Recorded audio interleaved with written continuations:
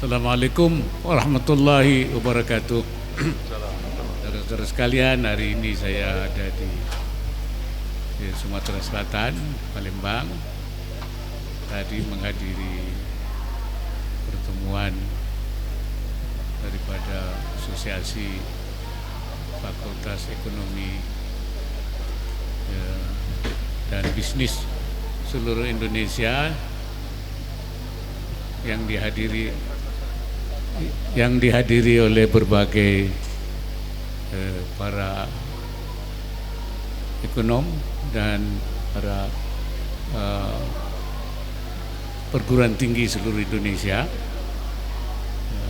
untuk membahas persoalan-persoalan yang menyangkut ekonomi, dan juga ada Halal Summit. Dan baru saja tadi acara untuk meresmikan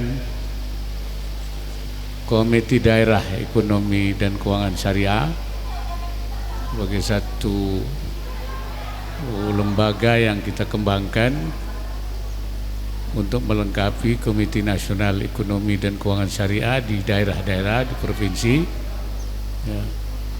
Sekaligus juga pada hari ini meletakkan batu pertama Masjid BSB, Babu Salam Sabilul Barakah, dalam rangka menjadikan pusat pengembangan dakwah di Sumatera Selatan, untuk terus juga menggerakkan ekonomi. Jadi kalau tadi pagi itu ekonomi secara keseluruhan, ya, dalam rangka mencari solusi mempercepat pengembangan ekonomi oleh para ahli-ahli ekonomi, dan siang ini dalam rangka menggerakkan ekonomi syariah sebagai bagian daripada upaya menopang ekonomi nasional. Itu barangkali yang saya sampaikan.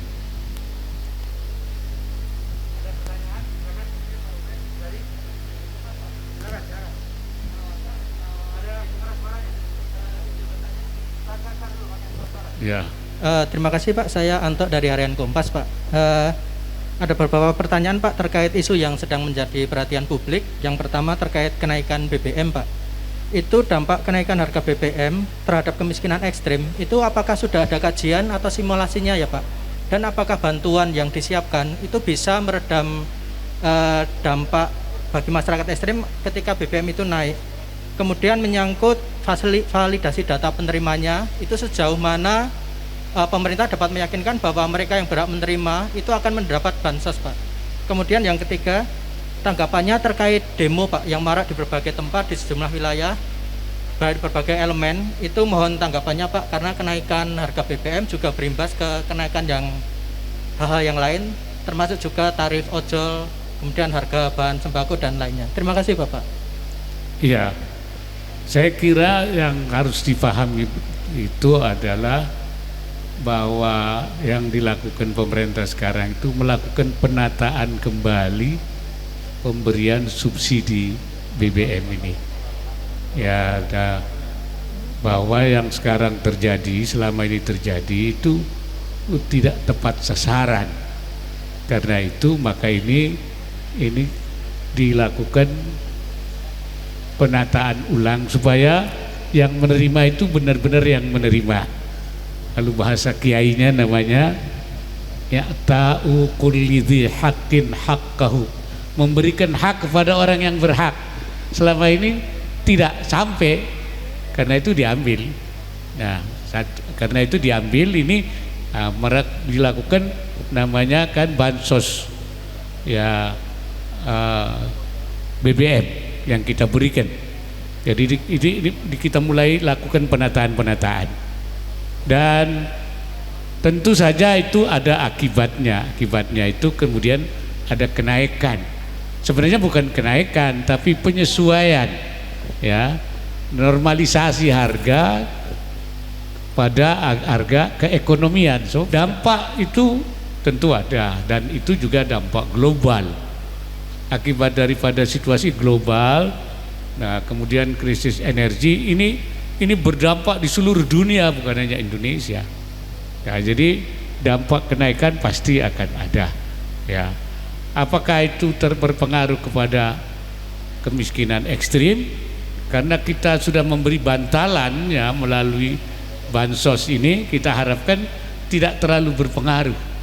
Kita harapkan tidak terlalu berpengaruh, tapi akan terus kita amati. Pemerintah akan terus memantau akibat-akibat daripada itu, dan terus untuk menjaga, karena pemerintah kan sudah punya target kemiskinan ekstrim 2024 0%. Dan ini tentu harus kita akan ikuti lagi. Nah, seberapa jauh itu nanti dampak yang akan terjadi itu memang nanti ada penelitian dari BPS ya, jadi di Biro Statistik kita, Badan Statistik kita yang nanti akan terus memantau dan menyampaikan informasinya kepada pemerintah, dan pemerintah akan terus mengawal, memantau semua akibat-akibat yang terjadi. Tapi kita semua paham bahwa situasi global kita memang akan berdampak ke semua negara. Tapi kita akan mencegah supaya dampak negatifnya itu tidak terlalu besar. Barangkali itu. Cukup ya. Cukup ya. Yang demo, ya saya kira kita semua paham di negara demokrasi, aspirasi itu kan boleh disalurkan. Karena itu ya demo tentu bagian daripada demokrasi. Tetapi yang kita harapkan tidak anarkis, tidak menimbulkan kekacauan, tidak menimbulkan kegaduhan. Ya disampaikan secara wajar saja apa yang menjadi aspirasinya. Jadi pemerintah tentu memberikan kesempatan dalam aturan yang ada yang kita sepakati. Barangkali itu.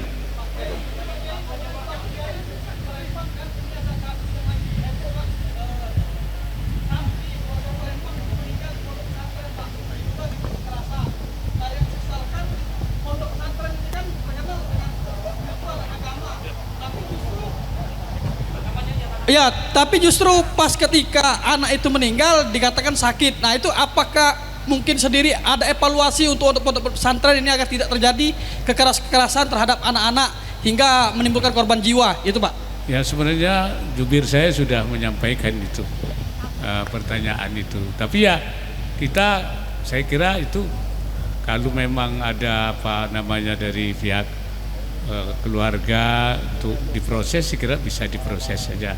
Tapi kejadian itu kita harapkan memang tidak kemudian mendiskreditkan pesantren. Memang ada, dulu tidak ada, dulu semua pesantren itu memang mendidik anak itu supaya berakhlak mulia.